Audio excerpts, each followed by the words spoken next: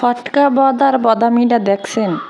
আগে তো মনে করেন কয়দিন পাঞ্জাবি নিয়ে আইসা ফটকামি করছে পইরা টইরা আইসা, এখন সে নবী রাসূলের বই নিয়ে আইসা ফটকামি শুরু করছে, মানে একটা সিম্প্যাথি। মারে খুব ভালোবাসে, মারে যদি আবার পাইতো স্বর্ণ দিয়া মুড়ায় রাখতো। তা ওর মা যখন বাইচা ছিল তখন ও কী করছে, কোন তাল ছিঁড়ছিল? কই, ওর মা যখন অসুস্থ তখন দেখি ওর মারে রাইখা ও ডিং ডিং করতে করতে দেখি শালির জন্য ঢাকায় গেছে, এরকম থামলেন দিয়া ভিডিও বানাইছিল, মনে নাই? তো আরেকটা বিষয় হইতাছে, ওই বলে জগন্নাথ বিশ্ববিদ্যালয়ের থেকে পড়াশোনা কইরা বের হয়েছে। বুঝলাম জগন্নাথ না, ওর বউর মতো ঢাকা বিশ্ববিদ্যালয়ের থেকে পড়াশোনা করে বের হয়েছে। তাহলে এক মানে যেই নবীর উম্মত সেই নবীর নামটাই ঠিকমতো উচ্চারণ করতে পারতেছে না, ও তাইলে কোন জগন্নাথ বিশ্ববিদ্যালয়ে পড়াশোনা করছে? আমি একটু জাতির কাছে জানতে চাই। আপনাদের সাথে বহুত কথা আছে আজকে, মানে কয়টা কথা বইলা শেষ করবো আমি বুঝতে পারতাছি না। তারপরও যেদিক থেকে পারবো সেদিক থেকেই যাই।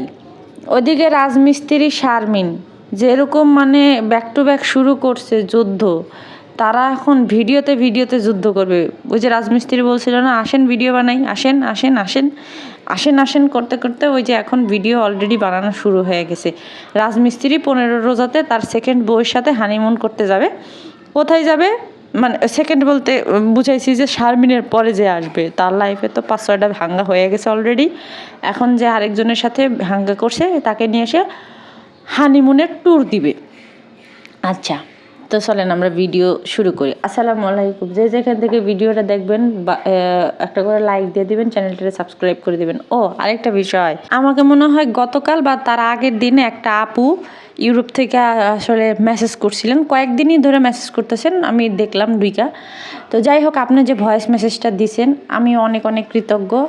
আল্লাহ আপনাকে ভালো রাখুক, আমার জন্য দোয়া করবেন। আর হ্যাঁ, আপনি যে বিষয়টা জানতে চাচ্ছিলেন সেটা হচ্ছে গিয়ে যে বাপ্পির কেমন জানি ভাবি নাকি জানি আর কি মারা গেছে না অসুস্থ হয়েছে, আমি অত কিছু আমার মনে নাই। বাট বাপ্পি যেরকম যেরকমভাবে দিছে, থাম্বনেলটা দিছে, সেভাবে দেখা মনে হয়েছে যে বাপ্পি মইরা গেছে। তো এটাই হইতেছে কথা। ওইটা নিয়ে আমি ভিডিও বানাইতাম, কিন্তু ওই যে সময় স্বল্পতার কারণে আমি আসলে ভিডিও বানাইতে পারিনি। আরেকটা ব্যাপার হচ্ছে যে আপু আমার ফোন নাম্বারটা চাচ্ছিলেন, ফোন নাম্বারের কোনো দরকার নেই, আপনি ওইখানেই আমাকে মেসেজ ড্রপ করেন। আপনি ভয়ে যে যা বলার দরকার বললেন, আমি চেষ্টা করব সেগুলা হয় যদি ভিডিওতে শেয়ার করা যায় শেয়ার করা, বা আমি শোনা, বা আপনি কোনো যদি কিছু বলতে চান সেটাও পার্সোনালি সেটাও বলতে পারেন, কোনো সমস্যা নেই।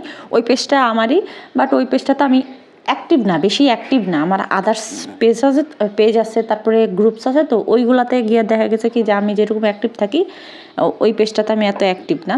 ওইটার একটা রিজন আছে। যাই হোক, আপনি আমাকে ওইখানে মেসেজ করতে থাকেন, কোনো সমস্যা নাই। এই তো যাই হোক, এখন আমরা মূল কথায় আসি।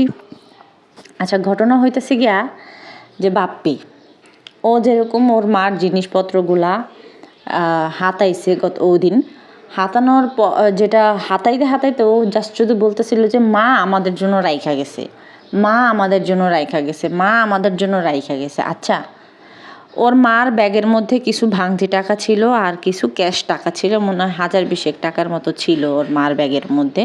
ঠিক আছে, আমরা নিজেরা দেখছি, আমাদেরও তো নিকট আত্মীয়রা যখন মারা গেছে তাদের যদি কোনো জিনিসপত্র থাকছে সেগুলো হয়তো কি দান সদগা হিসেবে মানুষকে দিয়ে দিছে, আর নাহলে মসজিদে দিয়ে দিছে যে তার জিনিসগুলো রাখবে। আর তার জিনিসপত্র যেগুলো আছে, মানে মনে করেন শাড়ি, এটা সেটা হ্যান ত্যান হবে, স্মৃতি হিসেবে হইলেও মেয়ে বা আত্মীয় স্বজন একটা হইলেও বা নেয়, এটা স্বাভাবিক বিষয়। কিন্তু এমন না যে ওই জিনিসগুলা ছেলে মেয়ের জন্য রাইখা গেছে। মানে আমরা যেটুক জানি আর কি, এটাই বললাম, বা আমি যেটুক জানি সেটুকুই বললাম। তো দেখা গেছে যে আচ্ছা, স্মৃতি হিসেবে রাখতে গেলে তো আর মনে করেন যে ট্রাঙ্ক ভরা জিনিসপত্র তো রাইখা স্মৃতিচারণ করতে হয় না। আর জিনিসপত্র না রাখলে কি স্মৃতিচারণ করা হয় না? হয়, কিন্তু ওই যে ভেদাভেদ শুধু একটার হয়, যারা কুলাঙ্গার তারা স্মৃতিচারণ করবে না, আর যারা কুলাঙ্গার না, প্রকৃতপক্ষে মা বাবাকে ভালোবাসে, তারা বাবা মাকে স্মরণ এমনিতেই করবে। ওইটা দিয়া মানে জিনিস দেওয়া স্মৃতিচারণের মধ্যে কোনো নাই। আচ্ছা, তো বাপ্পি ওই দিন যে জিনিসগুলো খুঁজছে সেখানের মধ্যে বাপ্পির মায়ের কিছু জিনিস ছিল, ওই যে হাতের বালা যেটা আর কি তানজিলারে দিছে সেটার সাথে আরও কিছু জিনিসপত্র ছিল, সেটা উনিই দেখাইছিল। তখন তানজিলার বিয়ের সময় না জানি, হ্যাঁ ওই সময় তিশা জোর করে একটা ভিডিও বানাইছিল, ওই সময় কিছু ছিল। তো ওরা কি করছে, মানে বাপ্পি তিশার একটা প্ল্যান ছিল যে ওই জিনিসগুলো যদি আগে ভাগে নিতে পারি, নিয়ে সরাই ফেলাবো। তো সরাইছেও মনে হয়, কিন্তু এরপরে যে ভিডিওটা বাপ্পি বানাইছে, যে ওই যে খোঁজাখুঁজি যে ভিডিওটা, এই ভিডিওটা বানানোর একটা মাত্র মোটিভ ছিল যে দেখানো ফাতেহারে, যে দেখ ফাতেহা আমি এগুলোই পাইছি, এই ভিডিও করছি, মার তো এই ছিল, মার আর এক্সট্রা কোনো কিছু ছিল না, বড় সড়ো ধরনের কিছু ছিল না, মা যা রাইখা গেছে মার এগুলোই আছে। অথচ কিন্তু ও কিন্তু ওই সাইডটা সরাই ফেলাইছে, বুঝতে পারছেন তো আমার ইয়াটা। তো সেইখান থেকে পয়েন্টটা তো আপনারা আমার ধরতে পারছেন। তো সেইখান থেকে ফাতেহারে বুদ্ধি করে এই জিনিসটা ইয়া করে দিল। এখন দেখার বিষয় হইতেছে, যদি ফাতেহার কাছে ফাতেহার মা রাইখা আসে বুদ্ধি কইরা, তাহলে ভালো, ফাতেহা পাইলো। আর যদি না রাইখা আসে তাহলে তো ইয়াই নেই, তাহলে ওটা কালীনুরের পেটে চলে যাবে, সাগিনুরের পেটে চলে যাবে। সেইখান থেকে কিছু কিছু শাড়ি সরানো হয়েছে, কাঁথা সরানো হয়েছে। আমার একটা কথা বুঝের, মানুষ মরা বাড়িতে গেলে কেউ কি তয় তরকারি নিয়ে আসে টোকায়া? হ্যাঁ, যে হ্যার মাচার তয় তরকারি এটা সেটা সিম টিম সেগুলো কি টোকায় নিয়ে আসে? সাগিনুরে নিয়ে এসে। তাহলে যেই মানুষ মরা বাড়ির থেকে ওই শাকসবজি টোকায় আনতে পারে, সেই মানুষেরা কি এত বড় জিনিসগুলো আনতে পারবে না? এই যে ইয়ার মায়ের, বাপ্পির মায়ের যে এত সুন্দর সুন্দর নকশি কাঁথাগুলো ছিল, সেগুলো কি একটাও সরায় নাই মনে করছেন? শাড়ি কি একটাও সরায় নাই? তারপরে তার এত এত জিনিসপত্র নিচে, একটা সংসারে তো কম থাকে না। তো সেইখানে কি কিছুই সরে নাই? একের হুদা হাতে কালিনুর সাগিনুর এর আয়সা পড়ছে। তার যদি হুদা হাতেই আসে, শুধু হাতেই আসে, খালি হাতেই আসে, তাহলে সাগিনুর সেদিন সিম তরকারি এগুলো সেগুলো নিয়ে আসলো কেন? এগুলো তো আনার কোনো কথা নেই। মরা বাড়িতে গেলে মানুষ কোন দিকে কি যাবে না যাবে, কোন দিকে কি থাকবে না থাকবে, সেটার কোনো দিশা পায় না। আপনারা জানলে আশ্চর্য হবেন, মরা বাড়ি থেকে চুরি পর্যন্ত হয়। এটা জানেন? মরা বাড়ি থেকে চুরি পর্যন্ত হয়।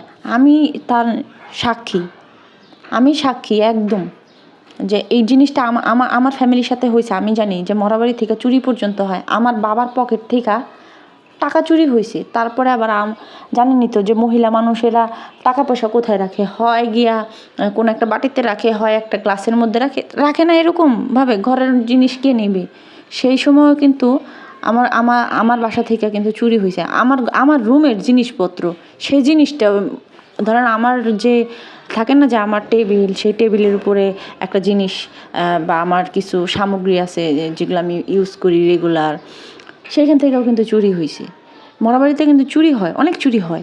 তো সবথেকে বড় কথা হচ্ছে গিয়ে যে মরাবাড়িতে গিয়ে আর কারা চুরি করে আমি জানি না, এটা আসলে তারা হয়তো সুযোগ সন্ধানী থাকে। তো সেই হিসেবে কিন্তু আমি কথাটা বলছি যে আমি ওইটার প্রত্যক্ষদর্শী, আমার লাইফের সাথে ওই জিনিসটা হয়েছে যে মরাবাড়ি থেকে চুরি হয়েছে। তো সেই হিসাবে সাগিনুররাও কিন্তু সেমভাবে চুরি করছে। দেখেন আপনারা, আমি মরা বাড়িতে গেছি, মানুষের খাওয়া দাওয়ার কোনো হিসাব নিকাশ থাকবে না, সেখানে তাদের এক একজনের চেহারার গ্লেজ দেখছেন আপনারা, সব কিছু আপনারা প্রমাণ পাইছেন। এরপরও কিছু সংখ্যক মানুষরা এসে বলবে কি, বাপ্পি এরকম, তা আপনার সমস্যা কি? বাপ্পি এরকম, আমার সমস্যা নাই। বাপ্পি নিজের ফেকভাবে ভালো মানুষ দাবি করতেছে, এই জিনিসটা আমার সমস্যা, যেটা বাপ্পি না। বাপ্পি ফেরেস্তা না। বাপ্পি যে একটা ওইটা বুঝে নেন, ও কোনটা ওইটা, তো সেটা বাপ্পির প্রমাণ করতে হবে, সেটা বাপ্পির নিজে। তো সেখানে বাপ্পি যেরকম করে নিজের দরবেশ সফি সাফি ফেরেস্তা দাবি করতেছে, বাপ্পি এটা জীবনেও না, পুরা দুনিয়া একদিকে, আমি একদিকে। আপনারা যারা যারা বাপ্পিকে পছন্দ করেন, বাপ্পিকে ভালোবাসেন, তারা একটা কাজ করেন, বাপ্পির কাছে গিয়ে বিয়ে বসেন, আর নাইলে বাপ্পিকে আপনাদের ঘরে তুলে নেন। আমার বাপ্পির কোনো গুণাবলী আমার পছন্দ না। তো বাপ্পি তো ভালো মানুষই না, বাপ্পির গুণাবলী আমার পছন্দ হবে কি কইরা? যে মানুষ কিনা মা মারা যেতে পারে না 40 দিন, এর মধ্যে সে আয়সা ভিডিও বানানো শুরু করে দিছে, মারে বেচা কিনা করে শুরু করে দিছে। সেই মানুষ কত বড় কুলাঙ্গার হইলে এই কাজগুলা করে, মায়ের জিনিসপত্র হাতানি করে? হ্যাঁ, কত বড় কুলাঙ্গার হইলে এটা করে? তারপরে আবার দেখেন, সব থেকে ইন্টারেস্টিং বিষয়, গতকালকে যে ভিডিওগুলো দিছে, ভিডিওর মধ্যে বলতেছে যে আমার মায়ের শাড়ি অনেকে চাইছেন, তো নিশি আসলে তারপরে দেখবনি যে কি করা যায়। আচ্ছা, তোর মার জিনিসপত্র নিশি আসতে হবে কেন? নিশি আসার আগেই তো ও গিয়ে সমস্ত কিছুর মধ্যে হামলা দিছে, তাহলে এখন নিশি আসার অপেক্ষা করতে হবে কেন? নিশি আসার অপেক্ষা করলে তো ওই ওর শালি, ওর মা, ওর শাশুড়ি, এগুলা তো কেউ ওর মায়ের জিনিসপত্র চুরি কইরা পদ্মার চরে নিয়ে যেতে পারতো না, পারতো? তাহলে নিশি আসার হয় নাই, নিশি আসে নাই, তখন তাতেই এত কিছু হয়ে গেছে। তাহলে নিশির অপেক্ষা করতে হবে কেন? নিশির অপেক্ষা তো করার দরকার নেই, দিয়া দিবি। আর সব থেকে বড় কথা হইতেছে গিয়া, তোর তো জিনিসপত্রের অভাব নাই, তাহলে সেইখানে মায়ের জিনিস আমাদের জন্য রাইখা গেছে, টাকা আমাদের জন্য রাইখা গেছে। হাই রে আল্লাহ, এত বড় কুলাঙ্গার আল্লাহ তাআলা জমিনে যে আসিল, সেটা আসলে এই ওর মা না মারা গেলে না আমরা কেউই জানতাম না, বুঝতাম না। অনেকে একদম খুব করে ফেলাইছে, ওর ফেক আইডি দিয়ে আইসা মানুষ কমেন্ট করে। সব থেকে হাস্যকর ব্যাপার হইতেছে গিয়া যে কিছু মানুষ ক্রিটিসাইজ কইরা ওরে কমেন্ট করছে, সেই কমেন্টগুলো পর্যন্ত পাবলিশ করছে। ও মনে করছে যে মানুষের সহানুভূতি দেখাইছে। আসলে কোনটা সহানুভূতি, কোনটা ক্রিটিসাইজ, এটাই ওই ব্যাককলে বুঝে না। হ্যাঁ, ওরে যে মানুষ কত রকম করে পচাইতেছে। এমনিতে তো নোংরামি করে বা করে কথা বললে তো ও কমেন্ট পাবলিশ করবে না। তো সেখানে ও কী করছে, ওরে মানুষ ক্রিটিসাইজ কইরা, মানে ওর মার দুঃখ পাইতেছে, এই পাইতেছে, সেই পাইতেছে, এটা নিয়ে মানুষ ক্রিটিসাইজ করছে, সেইটা পর্যন্ত ওই বলদে ধরতে পারে না, সেই কমেন্টগুলো পাবলিশ করছে। হায় রে বাঙালি, এরপরও একদল মানুষে বলবে যে বাপ্পির মতো ফেরেস্তা দুনিয়াতে একজনও নাই। খুব ফেরেস্তা, বাপ্পি খুব ফেরেস্তা। তোমাদের মার স্বামী বানায় ফেলো, তাহলে একদম ফেরেস্তার সাথে তোমার মা সংসার করবে। আমি আসলে এই বাটপাট্টারে নিয়ে না কোনো কথা আর বলতে চাই না।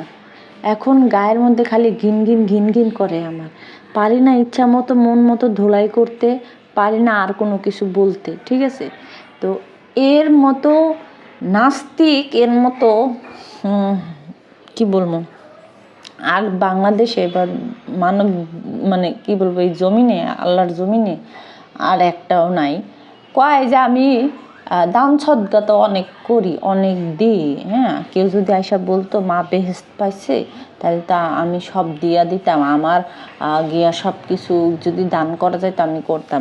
আহারে মা ভক্ত কুলাঙ্গার, এতদিন যদি এইটাই এমনই হইতো, মাকে ভালোবাসিস বা মার করিস, তাহলে সেই অসুস্থ মারে রাইখা বা অসুস্থ মারে ফালায় রাইখা বউয়ের সাথে গিয়া কালিনুরের শাশুড়ির মধ্যে টোনার মধ্যে গিয়া ঢুকতে পারতি না।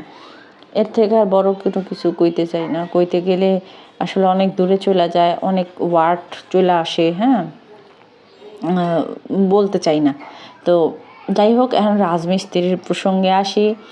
রাজমিস্ত্রি শোনেন, আপনারা একটা জিনিস আপনাদেরকে আবার বলি, আপনারা আবার নোটিস করেন। সেটা হচ্ছে গিয়া যে আমি যেদিন ভিডিওটা দিছিলাম রাজমিস্ত্রিকে নিয়ে, যে ওর মেয়ের কথা বলছিলাম, যে ওইটা ওর মেয়ে, আসলে ওইটা ওর মেয়েই।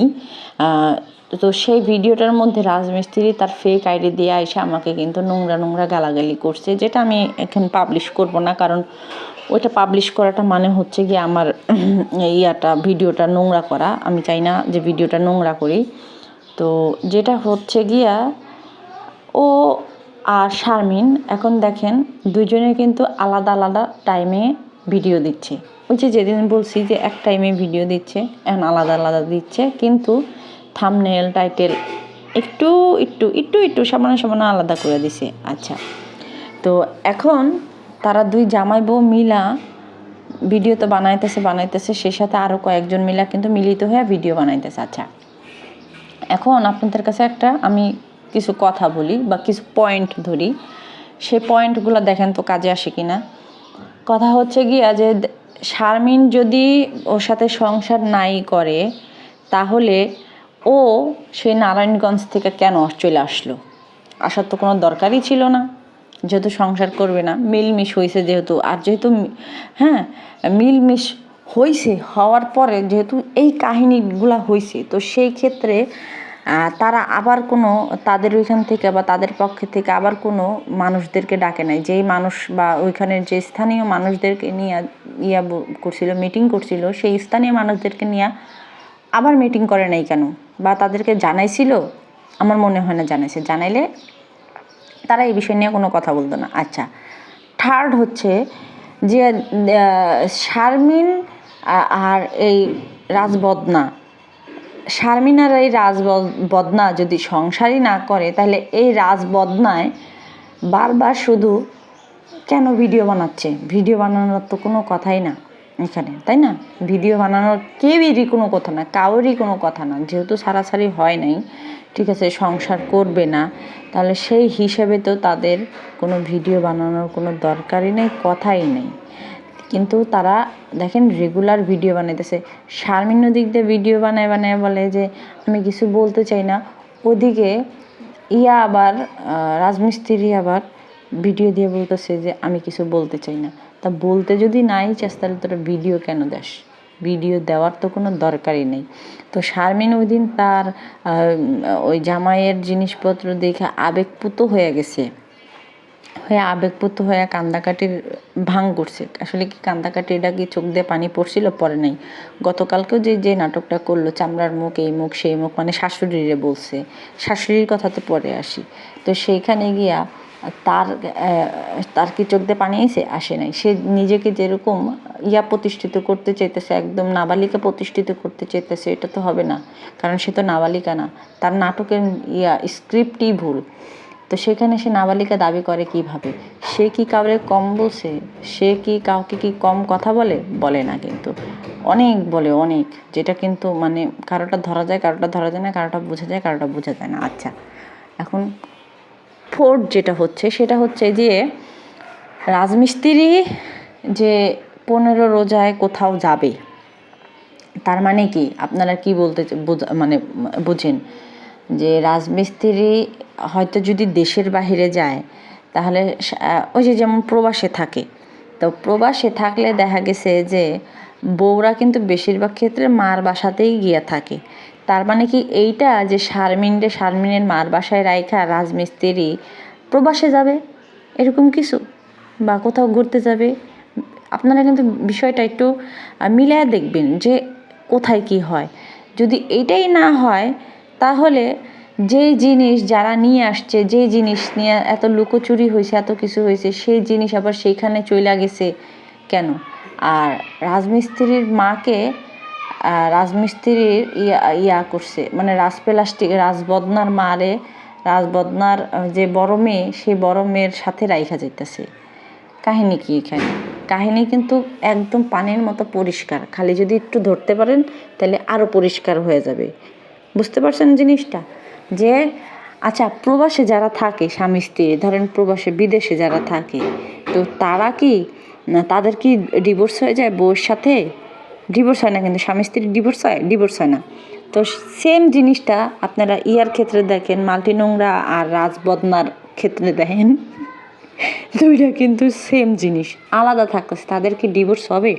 আচ্ছা, যেদিন ডিভোর্সের কাগজপত্র আমরা দেখতে পারবো, সেদিন হয়তো আমরা চোখে বিশ্বাস কইরা নিব। তারপর একেবারে সিল ছাপ্পর শুদ্ধা যদি দেখতে পারি, হ্যাঁ, তাইলেই আমরা সেদিনই বিশ্বাস করব। কিন্তু আপনারা এখন একটা জিনিস নোটিস করেন যে এই যে রাজমিস্ত্রির মার সাথে রাজমিস্ত্রি কিন্তু ওই যে ফ্ল্যাটটা নিয়ে রাজমিস্ত্রির বড় মেয়েরে উঠায় রাখা গেছে। এটা 100% বড় রাজমিস্ত্রির মেয়ে। রাজমিস্ত্রির বড় মেয়ে এই কারণ রাজমিস্ত্রির অলরেডি 3 হাঙ্গা। তো 3 হাঙ্গার ক্ষেত্রে যেটা হয়েছে যে এক ঘরে না এক ঘরে তো বাচ্চা পোলাপান তো আছেই। তো এখন তো সেই বাচ্চা পোলাপানের মানে যেহেতু বড় হয়েছে, বিয়ে শাদি একলা মনে হয় হয়েছে, তো যাই হোক যেটা হয়েছে যে সেই হিসেবে তো এখন হিসেবে তো দায়িত্ব পড়ে যে মেয়ের যখন বাচ্চা হবে তাহলে সেই বাচ্চার দায়িত্ব নেওয়া, তাই না? তো সেই হিসেবে রাজমিস্ত্রির কাছে চলে আসছে। আর শারমিন তাদের বাসায় রাখছে, কারণ শারমিন এমনিতেও রাজি না, ওর মেয়ের সাথে থাকবে না, কারণ ওরা একসাথে মিল্লা থাকানোর মতো মানুষ না, দ্যাটস ওয়াই থাকবে না। তো এই বিষয়গুলা নিয়ে এদের সাথে যদি মন মালিন্য হয়েও থাকে, কিন্তু এদের কিন্তু তলে তলে আপোষ ঠিকই আছে। আপোষটা ঠিকই আছে, আপনারা জাস্ট একটু খোঁজ নেন, একটু গড়সে দেখেন, তারপরে চিন্তা করে পাওয়া যাবেন। নাহলে ওদের ভিডিওর ক্যাপশন, ওদের ভিডিওর কথা, ওদের ভিডিও থাম্বনেল সব কিছু এক এক যায়, এক এক রকম হয়। এটা তো কখনো হওয়ার কথাই না। তারা তো, তাদের যদি ঝগড়া করতে মনে চায় তারা বসে একসাথে ঝগড়া করুক, কিন্তু এরকম ভিডিওতে ওদিকে শারমিন কিন্তু যাই জিনিসপত্রগুলো রাজমিস্ত্রি পাঠাইছে সেগুলো নিয়ে কিন্তু সে ভিডিও বানাচ্ছে অলরেডি। হ্যাঁ, তো ভিউস আর ভিউস, অথচ এই বোকামার্কা পাবলিক দর্শকেরা এই জিনিসটা বুঝলো না যে কী রে আমাগোরে বোকা বানাইতেছে, আমরা বুঝি না কে, জিনিসটা তো একই, যেই লাও সেই কদুই, তাইলে আমরা কেন গিয়ে এরকম আবুল্লা মার্কা হয়ে যাইতেছি? এরা এগরে এই জিনিসটা বুঝাইতেই পারবো না। আচ্ছা, ওইদিকে মা পোলা মিল্লা যে কুটনামিটা করলো, এই মহিলা না কিছুদিন আগে বলছে যে শারমিন আমার মেয়ের মতো, শারমিন আমার মেয়ে, আমার তো মেয়ে নাই, এটাই আমার মেয়ে। তো সেই হিসাবে মেয়ের নামে এখন এত বদনাম হইতেছে কেন? মহিলার তো মেয়েই ছিল, তাই না? তো মেয়ে ছিল, মেয়ের নামে এত বদনাম কেন হচ্ছে? তার মানে এখন স্বার্থে আঘাত লাগছে না, এর জন্য। তো মুরব্বী মানুষ, ঠিক আছে, ওনারারও কি বলার দরকার ছিল? ওনারও বলার দরকার ছিল যে কারো নিয়ে কোনো কিছু কইতে চাই না, সবাই ভালো থাকুক, আর এটা নিয়ে কেউ কোনো কিছু না করাটাই ভালো। হ্যাঁ, জাগো জাগো তারা ইয়া করুক। কিন্তু না, মহিলা গিয়া ঝগড়াটা মহিলাগো মতো গিয়া কিন্তু সে করছে, মানে বুঝেনি তো কী করছে। তার ভিতরে তো একটু ক্ষোভ টোপ আছে, কারণ তারে দেয়া শারমিন কামের বেডির মতো কাম করাইছে, করছে। তো সেই হিসেবে তার ভিতরে তো ক্ষোভ আছে। আর ক্ষোভ থাকলেও সে কি ক্যামেরার সামনে দুদিন আগে যেই মানুষটা কিনা শারমিনকে মেয়ে দাবি করছে, 2 দিন পরে সেই মানুষটার হঠাৎ করে কি হয়ে গেছে? আর রাজমিস্ত্রি যে আপনাদের সাথে বলতেছে না, বা ওর মাও যে বলতেছে না, রাজমিস্ত্রির মা কইছে যে বাইরে পাঠায় দিবে। তো বাইরে যে পাঠায় দিবে, তো কোন বাইরে পাঠায় দিবে? রাজমিস্ত্রির কথা ঘুরায় যে ঘুরতে পাঠায় দিবে নাকি কোনোখানে হানিমুন করতে পাঠায় দিবে, এটা একটু মানুষের বল। যে আমি আবার আরেক জায়গায় হাঙ্গা বসেছি, তো সেইখানে গিয়ে আমি সেই বউকে নিয়ে ট্রিপে যাব হানিমুন করতে, সেটা একটু বললেই তো মানুষ বুঝে। হ্যাঁ, তো লুকোচুরি করিস কেন? তোদের জীবন বলে লুকোচুরিময় না, তাহলে লুকোচুরি করিস কেন? তোর যে হেলমেট নিয়ে তুই যে নাটকটা করছিস রাজমিস্ত্রি, মনে করছিস কি এডি আমি ধরি নাই? সিঁড়ির মধ্যে থেকে কস অ্যাকশন, ক্যামেরা ধরে রাখছে একজনই, ওই হাইরের নাটক, এডি কি আমরা বুঝি নাই? আমরা সমস্ত কিছু বুঝি, সমস্ত কিছু জানি, খালি তোদের মতো ওরকম স্যাঁচরা হইতে পারি না, এর জন্য তোদেরকে ধোলাইও দিই না। যদি এরকম হইতাম তাহলে অবশ্যই তোদেরকে ধোলাইয়ের উপরে রাখতাম। একটা মেয়ে, সেই নিজের মেয়েরে ভাস্তি দাবি করে কিভাবে? হ্যাঁ, ঠিক আছে, ভাই যদি বাইচা না থাকতো তাহলে ঠিক আছে, আমার ভাতিজি, হ্যাঁ, আমি দেখব যে এইখানে কিনা ভাই বাইচা রইছে, ভাইয়ের বউ বাইচা রইছে, সেইখানে ভাইজি তোর কাঁধের উপরেই আসলো কেন? দর্শক বলেন তো, এই রাজবদনার কাঁধের মধ্যেই কেন গেছে? কি কারণে? তার মানে কিছু আছে দেখেই কিছু গেছে, না হলে তো যাইতো না। তো এই হইতেছে বিষয়। এইগুলো আসলে কেন আপনারা ধরতে পারতেছেন না আমি বুঝি না। ওইদিকে তানু মণ্ডল, এর কথা তো না কইলেই হবে না। হ্যাঁ, বাবু পেটে নিয়ে রাইন্দা বাইরা খাওয়াইতেছে। হ্যাঁ রে, ওই ফ্যাপসা মাগনা দিলেও আমি খাবো না, মাগনা দিলেও আমরা খাই না। তুই তানু মণ্ডল জীবনে খাইতে পারে নাই কোনো কিছু, এর জন্য গিয়ে ওই জিনিস খায়। আমরা মাগনাও খাই না। তো পেটে বাবু নিয়ে তুই রান্ধস কেন? কারণ তোর ভিডিও শ্যুট করতে হবে, এর জন্য। দর্শক, আপনারা বলেন, এক জায়গায় জামাই কাজ করতেছে, এক জায়গায় দেবর কাজ করতেছে। এখন আমার কারে বলা উচিত যে তোমার অনেক কষ্ট হয়ে গেছে, বা কাজটা তো অনেক কষ্ট হয়ে গেছে? আমার স্বামীকে, তাই না? তো সেইখানে তানু মণ্ডলের কষ্ট শুধু তার দেবরকে নিয়ে। তার দেবর বলে কষ্ট পাইতেছে, অনেক কষ্ট পাইছে। এটা সবসময়, একবার দুইবার না, এটা অনেকবারই বলছে, অনেক ভিডিওতে বলছে যে তার দেবর নাকি তাকে খুব কষ্ট পাইছে, খুব কষ্ট পায়, তোর কষ্ট হয়ে গেছে। অথচ জামাইও কিন্তু সেম ভাবে সেম কাজ করছে। জামাই কিন্তু হাফ প্যান্ট পরা, হয়তো কি ও কাদাতে নামছে, ও কাদাতে নামে নাই, কিন্তু জামাইয়ের কষ্টটা, জামাইয়ের দিকে যতটা না খেয়াল তানজিলার আছে, ততটা খেয়াল কিন্তু তানজিলার ইয়ার দিকে আছে, কার দিকে জানি, জামাইয়ের ভাইয়ের দিকে আছে, মানে দেবারের দিকে। তো তাহলে বুঝেন দেবারের সাথে তার কি, দেবারের সাথে তার কত রসায়ন। দেবারের খালি ঘরে সে যায়, খালি ঘরে গিয়ে দেবারকে উঠায় ঘুমের থেকে। সে একমাত্র দায়িত্বশীল বউ, সে একমাত্র প্রেগনেন্ট মহিলা যা কিনা দুনিয়াতে এই জন্মে আর একজনও নাই। সে রোজা থাকতে পারবে না বাচ্চা পেটে নিয়ে, অথচ বাচ্চা পেটে নিয়ে হাজার হাজার মানুষের রোজা থাকছে, হাজার হাজার মহিলারা রোজা থাকছে, তাদের কোনো সমস্যা হয় নাই। যত সমস্যা হবে এই নাস্তিকের ঘরের নাস্তিক মেয়ে, মানে নাস্তিকের মেয়ের। তো এই বিষয়গুলা যখন সামনে ফুটায় তোলায়, তখন এদেরকে না, এদের উপরে বা এদেরকে মানে অভিশাপ দেওয়া ছাড়া আর কোনো কিছু থাকে না। বাচ্চা পেটে নিয়ে যে রকমেরভাবে মিথ্যাচারিতা করতেছে, নোংরামি করতেছে, ফটকামি করতেছে, তো সেই হিসেবে এদেরকে কি বলতে মনে চায়। তো যাই হোক, আজকে ভিডিওটা এতটুক পর্যন্তই। সবাই ভালো থাকবেন, সুস্থ থাকবেন, আর আমার চ্যানেলটাকে সাবস্ক্রাইব করে দিবেন। তো আজকের মতো এখানেই বিদায় নিই। আল্লাহ হাফেজ, আসসালামু আলাইকুম। আর হ্যাঁ, আপনাদের ভিডিওটা কেমন লাগছে অবশ্যই কিন্তু আমাদের কমেন্ট করে জানাবেন। তারপর আবার কিছু যদি আপনাদের চোখের সামনে পড়ে, সেটাও কিন্তু আমাকে কমেন্ট করে জানাবেন, একদম মিস করবেন না। তো যাই হোক, সবাই ভালো থাকবেন, সুস্থ থাকবেন। আসসালামু আলাইকুম, আল্লাহ হাফিজ।